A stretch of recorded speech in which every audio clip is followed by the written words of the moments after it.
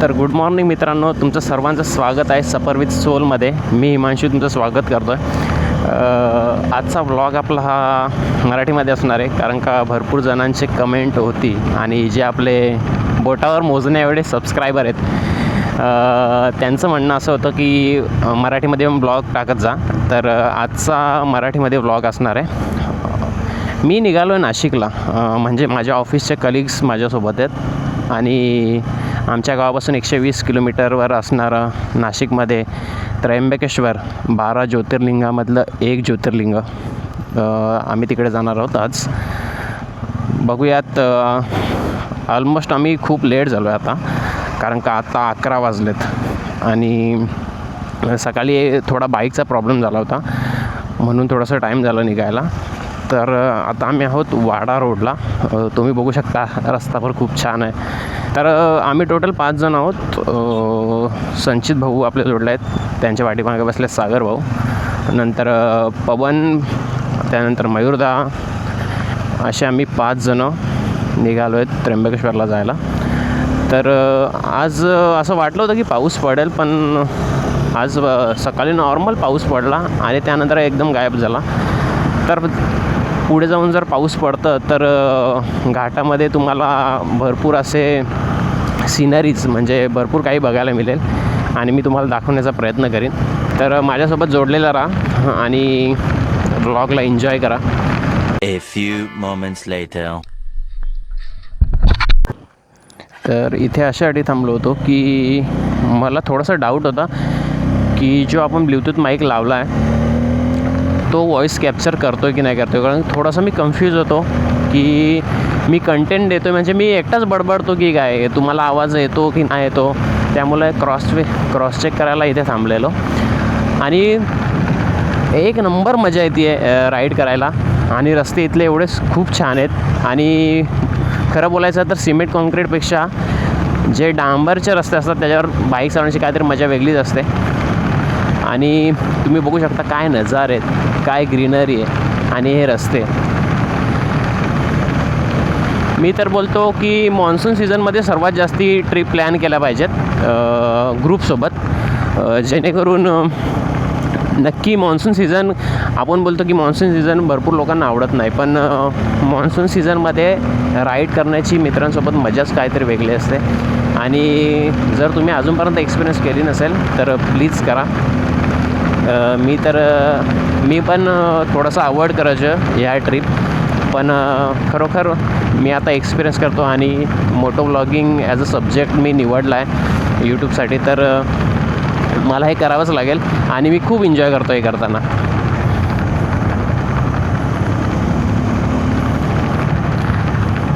आणि हे जे माझे कलिग्ज आहेत यांनी ठरवलं होतं की हिमांशी तुझ्यासाठी आपण प्रत्येक महिन्यातून एकदा एक ट्रिप काढूयात. तर मागच्या महिन्यात आम्ही लास्ट टाईम कुठे जाऊन आलो, तर मागच्या महिन्यात आपण मिसल खायला गेलेलो आणि या महिन्याच्या 14 तारखेला त्र्यंबकेश्वरला. तर नेक्स्ट मंथमध्ये अजून एक प्लॅन असणार, कारण का सडनली प्लॅन आम्ही करत असतो. हा पण प्लॅन नव्हताच मुळात, कारण का आमचा प्लॅन माळशेज घाटात जायचा होता. माळशेज घाटातले जे वॉटरफॉल आहेत ते बघायचं होतं, त्याचा एक्सपिरियन्स घ्यायचा होता. पण पाऊस खूप थांबला. 2-3 दिवसापूर्वी पाऊस आहे ना पडायचाच बंद झाला. मग त्यानंतर असं विचार केला की चला त्र्यंबकेश्वरला जाऊयात, दर्शन घेऊयात, ब्रह्मगिरीचं ट्रेकिंग करूयात. तर मग त्यासाठी आज आम्ही निघालो.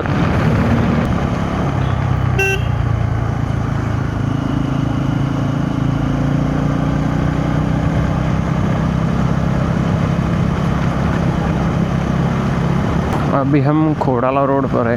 सॉरी, चुकून थोडीशी व्लॉग करताना हिंदीमध्ये करण्याची सवय झाली, तर चुकून जर हिंदी निघत असेल तर माफ करा. तर आता आपण खोडाला रोडला आहोत. हा नजारा तुम्ही बघा, हा नजारा बघा तुम्ही. आणि अशा ठिकाणी राईड करण्याची मजाच काय वेगळी असते.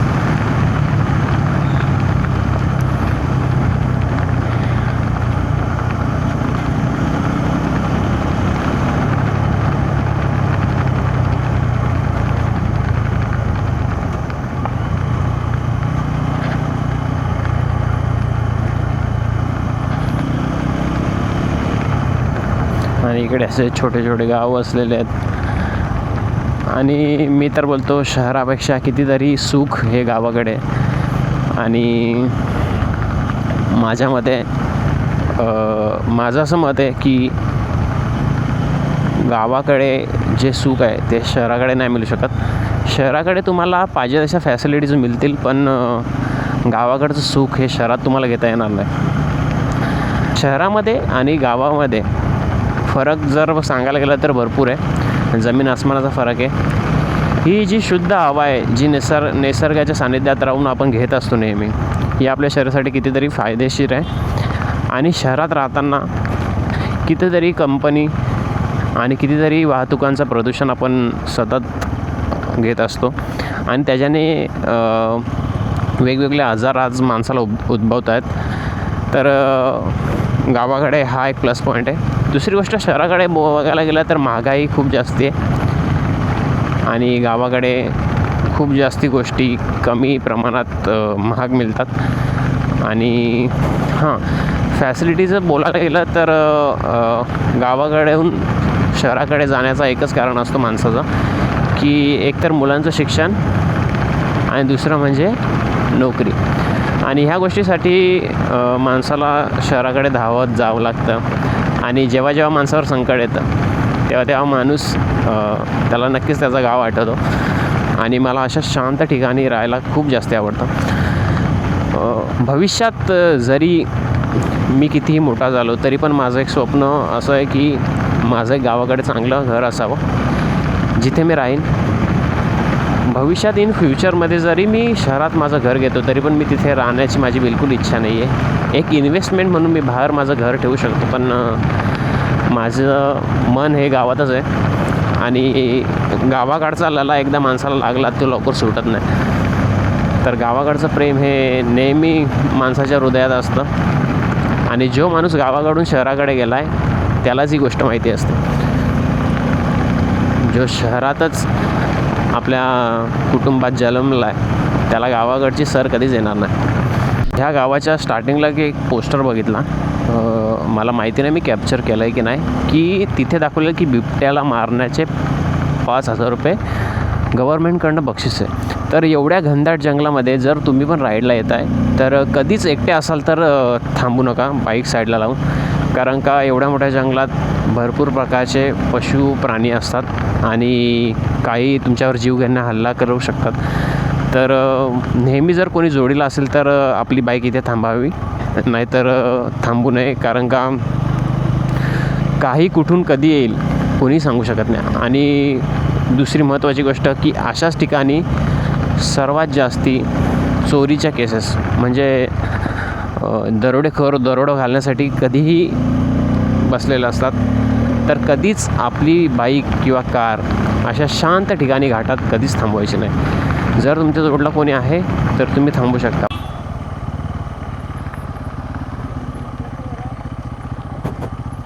आणि तुम्ही बघू शकता डोंगराच्या कुशीतून आलेला हा एक छोटासा आपण ओढा बघू शकतो जिथे आपण थांबलो आहे. आणि आपल्या जोडला आहेत संचित भाऊ, त्यांच्या जोडला आहेत सागर भाऊ.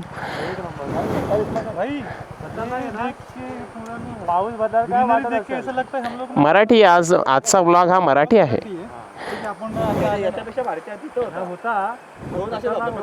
हा पण एक नंबर आहे, म्हणजे जर पाणी वाढला ना भारी होईल. पवन भाऊ काय बोलता तुम्ही? एकदम जबरदस्त आहे. हे याच्यात परफेक्ट येतो, तू येतो याच्यात परफेक्ट. हा दिसतोय मी, परफेक्ट दिसतोय. आणि तुझ्या मागचं दिसतंय.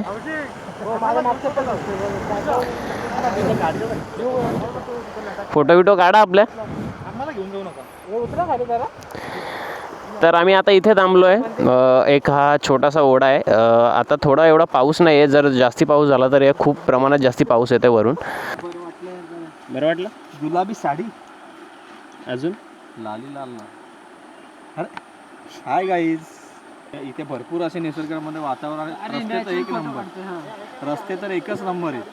आता तुम्हाला थोड्या वेळात जसं जसं आम्हाला जवळजवळ त्र्यंबकेश्वर येत जाईल तसं तसं तुम्हाला स्पॉट दाखवत जाऊ.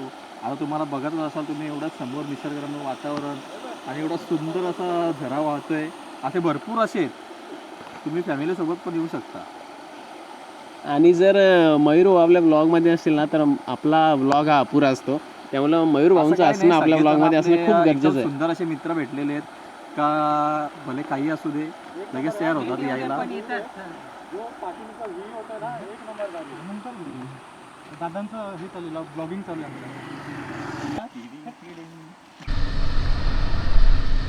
तर आम्ही आमचे फोटोज क्लिक करून आणि एक स्मॉल एक व्हिडिओ शूट केली.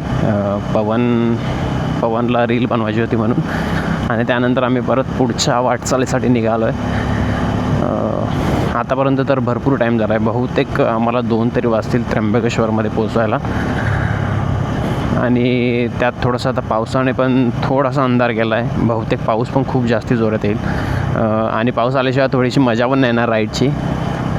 तर मी तर बोलतो की पाऊस आला पाहिजे. आणि बाकी तर तुम्ही व्ह्यू एन्जॉय करा. कसं वाटतंय तुम्हाला?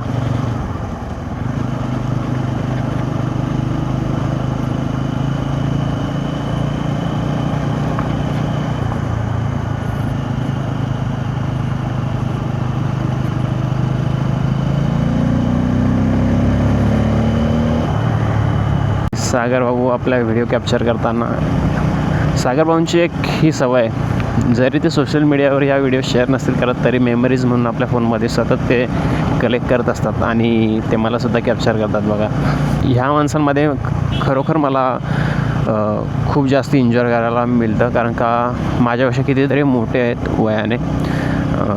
आणि कधीच मला त्या गोष्टीची कमतरता किंवा त्या गोष्टीचा कधीच भास होत नाही की ते माझ्यापेक्षा मोठे आहेत किंवा मी त्यांच्यापेक्षा खूप लहान आहे. जवळजवळ आम्ही सर्वजण एकत्र असताना आम्ही सर्वांना एक समान मानतो. एजचा जो क्रायटेरिया असतो तो आमच्यात कधीच तुटलेला आहे. इथून नाशिक 39 किलोमीटर दाखवते आणि 39 किलोमीटर पकडलं म्हणजे तरी 1 तास पकडून चाला, कारण का घाटाचा रस्ता खूप स्लो असतो आणि स्लोच जावं लागतं, कारण का अचानक गाड्या येतात. तर माझं तरी असं मत आहे की घाटात जाताना नेहमी स्लोच गेलं पाहिजे. आणि आता आम्हाला बिरसा मुंडा प्रवेशद्वार. अच्छा ठीक आहे, चला.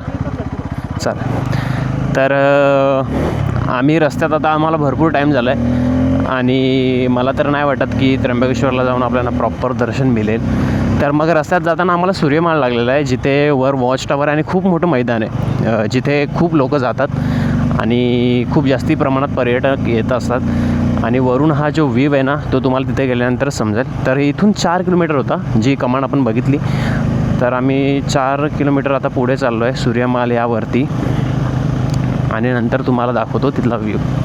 तर आता आम्ही आलो सूर्यमाल, द टायगर स्पॉट. तर ये अच्छा है स्पॉट. अरे मराठी देखभाल करायला मराठी बनवलेलं आहे, असं वाटणार नाही. तर हे तानसा अभयारण्य म्हणून सूर्यमाल म्हणून एक मोठं मैदान आहे, जे या उंच भागावर डोंगराळ भागात आणि अतिशय डोंगराळ भागात उंच याच्यावर इथे आहे, कारण का भरपूर प्रमाणात वाटेल रायडिंगसाठी भरपूर मोठे मोठे ग्रुप इकडे येत असतात. आणि काय बोलतो त्याला बोलू त्याने असं वाटतं मध्येच ज्ञान देतोय. काय होत नाही, हे खास महेंद्रसाठी. काय? वाईब मॅच ज्याने सांगितलं ज्याची वाईब मॅच होत नाही त्याच्यासाठी हा टॉन्ट होता, टॉन्ट. तर आमच्या ग्रुपमधला एक महेंद्र म्हणून आहे, त्याची वाईब तो बोलतो की तुमच्यासोबत माझी वाईब मॅच होत नाही. तर स्वतः कॅमेरा आहे जरा. इथे एक वॉच टावर आहे, तुम्हाला दिसत असेल समोर. तर आपण वॉच टावरवरून एकदा तुम्हाला व्ह्यू दाखवेन मी की इथला व्ह्यू कसा आहे. हमारे मयूर भाई का बचपन अभी तक गया नहीं है.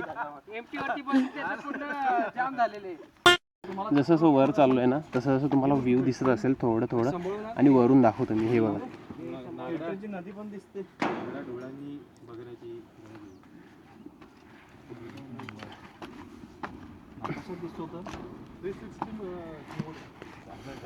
बापरे, तुम्ही बघू शकता.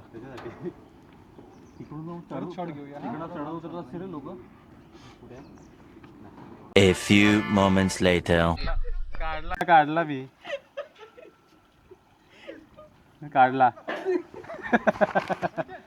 तसं आमचं माझा भिजण्याचाच मूड आहे, पण चिखल उडतो ना त्याचा जरासा त्रास होतोय, दुसरा काय नाही.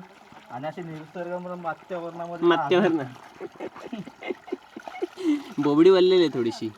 मजा आली. पण आता झरणे, पाणी, नदी मनाच्या धुंदीत लहरीत येना.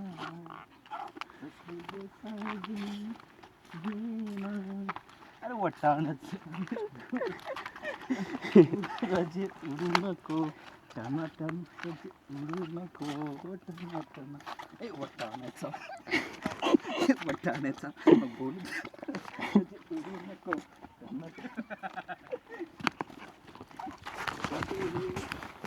मयूर भाऊचा फॉर्म तुम्ही बघू शकता, कारण का मयूर भाऊंशिवाय आमची ट्रिप ही कधीच ट्रिप नसते.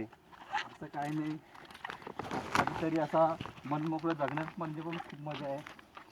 संसारामधून, कामामधून पण थोडासा स्वतःसाठी पण वेळ काढावा, प्रत्येकाने काढावा. आता त्या भावना तुम्हीच समजू शकता, आम्हाला काही त्याची आयडिया नाही. मी माझ्या बायकोला सुद्धा सांगत असतो नेहमीचा, तर तू सुद्धा स्वतःला वेळ देत जा. पण प्रत्येकाची जगण्याची मनस्थिती खूप वेगळी असते. कोणाला. आणि नाही, हा कोणता प्राणी जरा मला तुम्ही सांगू शकता? हा उंदीर आहे, पिसरी हरिण. पिसुरी हरिण. तुम्ही निसर्गामध्ये येता, पण निसर्गामध्ये घाण करू नका. आता जसे बघता ओके, चांगला संदेश द्यायचा आहे मला का फिरा, निसर्गाची मजा घ्या, पण निसर्गामध्ये घाण करू नका. हीच एक आपल्याकडं संपत्ती राहिलेली आहे, नाहीतर अन्यथा आपल्याकडं पर्याय राहिलेला नाही आहे. निसर्ग जपा, निसर्गाची मजा घ्या आणि आनंदी राहा. आनंद राहण्यासाठी पर्याय एकच आहे, निसर्ग. आणि मयूर भाऊ ही खूप मोठी गोष्ट बोललेत, याच्यातून तुम्हाला चांगला मेसेज देण्याचा प्रयत्न होता त्यांचा. आणि खरोखर निसर्ग नाही तर आपण काहीच नाही, कारण झाडं तोडतायत लोक नवीन नवीन प्रोजेक्टसाठी. आणि जे पण जंगलातले पशुपक्षी आहेत ते गावाकडे येतात, आणि जर आपण त्यांच्यासाठी निसर्ग वाचवून नाही ठेवला तर पुढे जाऊन त्यांचा त्रास आपल्यालाच होणार आहे. तर निसर्ग वाचवून ठेवणं ही आपली जबाबदारी आहे, आणि ती जबाबदारी आपण स्वतःहून घेतली पाहिजे. आणि जबाबदार व्यक्ती म्हणून, या जबाबदार नागरिक म्हणून या काय बोलतात, निसर्गात वावरलं पाहिजे, निसर्गाला जपलं पाहिजे. Okay sir. निसर्गाला जपणं ही आपली मनाची तयारी आणि आपली स्वतःची जबाबदारी. निस्वार्थपणाने निसर्गाची देखभाल करत राहा. त्याच्यामध्ये कसलं स्वार्थ, कसला राजकारण काही आणू नका. तुम्हाला जेवढं निसर्गामध्ये झाडं लावता येतील झाडं लावा, निसर्गासाठी काय करता येईल तेवढं द्या. मी सूर्यमाळवरून निघालो आहे, आणि आता आम्ही सरळ डिरेक्ट थांबणार त्र्यंबकेश्वर. आणि मला तर खूप कठीण वाटतं की आता दर्शन भेटणं खूप मुश्किल आहे, कारण का भरपूर टाईम झाला आहे. आणि ब्रह्मगिरी हिल्सवर चढण्यासाठी पण मला नाही वाटत एवढा इनफ टाईम आता आमच्याकडे राहिला आहे. तर बहुतेक आम्ही त्र्यंबकेश्वरला जाऊन पण कलशाचं दर्शन घेऊन, मुखदर्शन घेऊन, आणि दुसरं काय बोलतो मी की ब्रह्मगिरीला पण खालूनच दर्शन घेऊन ना निघणार आहोत, कारण का तेवढा टाईम आमच्याकडे नाही राहिला आहे. कारण का त्यासाठी खूप सकाळी निघायला पाहिजे होतं, आणि आमची ही चुकी झाली की आम्ही जवळजवळ 10 वाजता घरातून निघालो आहे. तर बघूयात काय होतं आहे. तुम्ही पण बघत राहा, आम्ही पण आहोतच तुमच्या जोडीला. तर आता आम्ही माहुली धाब्याला थांबलो आहे. सॉरी, कोणता? शिवनेरी. तर आता आम्ही हॉटेल शिवनेरी थांबलो आहे. सर्व थकलेत खूप जास्ती आता, आणि पवन सर आमचे कंटिन्यू त्यांचं काम करताना.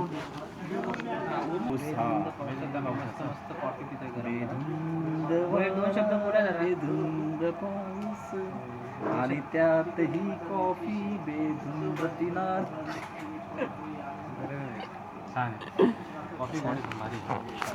गोड नको ना आपल्याला. तर निसर्गरम्य वातावरण खराब झालेलं आहे. तर आमचं जेवण झालेलं आहे आणि आम्ही इथे कॉफी घेऊन सरळ निघणार पुढच्या प्रवासाला. कारण का जास्ती वेळ आम्ही त्र्यंबकेश्वरमध्ये नाही राहणार आहोत, कारण का पाऊस खूप जास्ती आहे. जर दर्शन झालं तर ठीक, नाही तर आम्ही मुखदर्शन घेऊन परतीच्या प्रवासाला निघणार. तर बघूयात पुढे काय होतं. आणि मी आता बसणार आहे पवन भाऊंच्या पाठीमागे. बघूयात, आता भरपूर कंटाळा आला मला रायडिंग करून. आता त्या मयूर सरांना गाडी दिली आहे त्यांची. आता बघूयात पवन सरांच्या पाठी बसून काय वाटतो, काय एक्सपिरियन्स येतो आहे ते. थोडंसं बाईक चालवायला मग प्रॉब्लेम होतो आहे, कारण का पावसाचे फटके जोरात लागत आहेत आणि हवा पण खूप जास्ती जोरात आहे. त्यामुळे थोडंसं बाईक चालवताना स्ट्रगल करावं लागतं आहे. त्यामुळे अचानक खूप जास्ती पाऊस वाढला. तुम्ही बघू शकता धुकं पण किती पडलं आहे इकडे.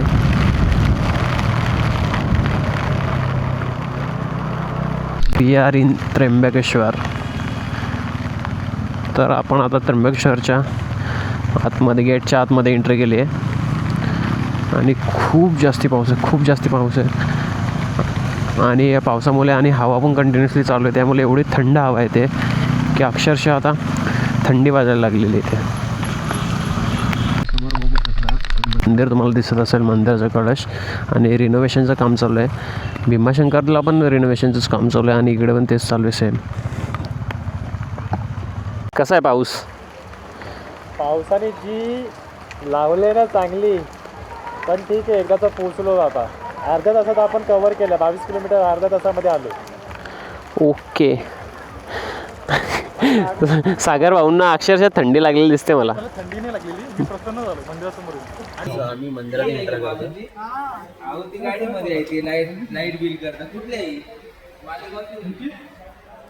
तर आम्ही आता मंदिरामध्ये एंटर केले. मंदिरामध्ये आपला ॲक्शन कॅमेरा जो आपल्याकडे आहे तो अलाव नाही करत, त्यामुळे मी मोबाईलने शूट करतो. बहुतेक ते बोललेत की 1-1.5 तास लागू शकतो दर्शनाला. आणि आज वीकडे, त्यामुळे थोडीशी गर्दी पण कमी आहे. गर्दी खूप जास्त कमी आहे आज. बघूयात किती टाईम लागतो, तुम्हाला दाखवतोय. तिथपर्यंत तुम्ही इथनं दर्शन घ्या.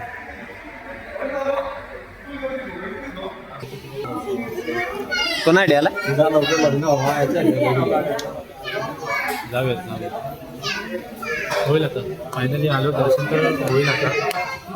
म्हणजे जी इच्छा होती कधीपासून राहिलेली ती कम्प्लीट होईल. भरपूर टायमानंतर माझं पण दर्शन होते, कारण का जेव्हा आलोय ना मित्रांनो, तेव्हा मुखदर्शन घेऊनच गेलो. पण आज तो योग आला आहे, म्हणजे आमच्या होतं प्रारब्धात खूप की आमचं दर्शन होईल आज. महिन्यापासून खूप पेंडिंग होतं आणि आज फायनल दर्शन होत आहे. आणि आता आम्ही गावाला एंट्री करतो. मला इथे दिसत असेल की फोन आणि कॅमेरा अलाव नाही आहे, शूटिंग करणं सक्त मनाई आहे. तर मेबी मला तरी असं वाटतं की मला आतलं शूट करून नाही देणार शक्यतो. तरी पण मी तुम्हाला थोडंसं दाखवण्याचा प्रयत्न करेन.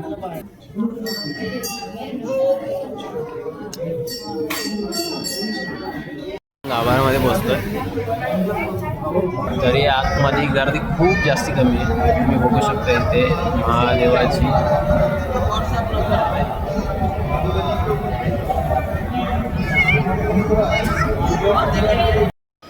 तर बघू शकता की भरपूर प्रसन्न असं वातावरण येते. आणि तुम्ही जर बघितलंच असेल की गर्दी खूप जास्त आहे. व्यवस्थित दर्शन झालं आमचं, पण मला काही शूट करता आलं नाही आतमध्ये. दुसरी गोष्ट असं की 12 ज्योतिर्लिंगामधलं हे एक त्र्यंबकेश्वर ज्योतिर्लिंग आहे, जिथे महादेवाच्या सोबतीला ब्रह्मा, विष्णू, महेश या ज्योतिर्लिंगामध्ये आहेत. आणि त्यांच्या सोबतीला गोदावरी मातेचा पण, जिथे ब्रह्मगिरी पर्वतावर जिथे गोदावरी मातेचा उगम झाला आहे, जिथे महादेवानी जटा त्यांच्या आपटल्या होत्या आणि त्यातून गोदावरी नदीचा उगम झाला होता, त्याचाच एक छोटा दरा त्या शिवलिंगामध्ये पण सुद्धा आहे. चला हे बघ, एक नंबर झालं, व्यवस्थित मस्तपैकी, गर्दी नव्हती पावसामुळे. सागरबाई, कसं झालं तुमचं दर्शन? मला दर्शन खूप चांगलं मिळालं, मन प्रसन्न झालं. जय बोली बाबा बर्फा, दिल्ली सोनी चांदी बोले कर दे माला माल, बोली बाबा तेरी लीला आहे परंपार. जय बोले जय बोले जय बोले. चला तर आम्ही आता निघतोय आणि संचित भाऊ कंटिन्युअसली फोटो काढतायत. त्यांचा फोटो काढणं काय थांबत नाही. आणि आणि आम्ही आता जाणार होतो कुशावर्तकडे, कुशावर्त तीर्थ त्या ठिकाणी दर्शन घेतल्याने स्नान केल्याने सगळी पापं धुवून देतात. अशी एक, आख्यायिका आहे कुशावर्त बाजूलाच आहे. आणि आता आपण आहोत तीर्थराज कुशावर्ती कुंड, जिथे बोलतात की इथे आंघोळ केल्याने आयुष्यातले सर्व पाप धुतले जातात आणि जेवढा पितृदोषाच्या जेवढ्या पूजा होतात त्या इथेच होतात आणि इथे आंघोळ केल्यानंतर पूजा संपन्न होते. तर हे आहे ते तीर्थराज कुशावर्ती कुंड. तर चला मित्रांनो, आपण निघतो आता त्र्यंबकेश्वरमधून. सर्व ऑलमोस्ट रेडीच झालो आहे. ब्लॉगचा एंड मी सहसा कॉफी पिताना किंवा चहा पितानाच करेन, कारण का मला एवढं शूट करायला नाही जमणार आहे. माझ्या कॅमेऱ्याची बॅटरी पण डेड होत चालली आहे, कारण का पुढे पाऊस असेल नसेल मला काही आयडिया नाही. पण बघूयात, सध्या भेटूयात आपण चहा पिताना आणि तिथपर्यंत तुम्हाला काय जे सिनेमॅटिक शॉट दाखवण्याचा प्रयत्न करीन ते एन्जॉय करा बस.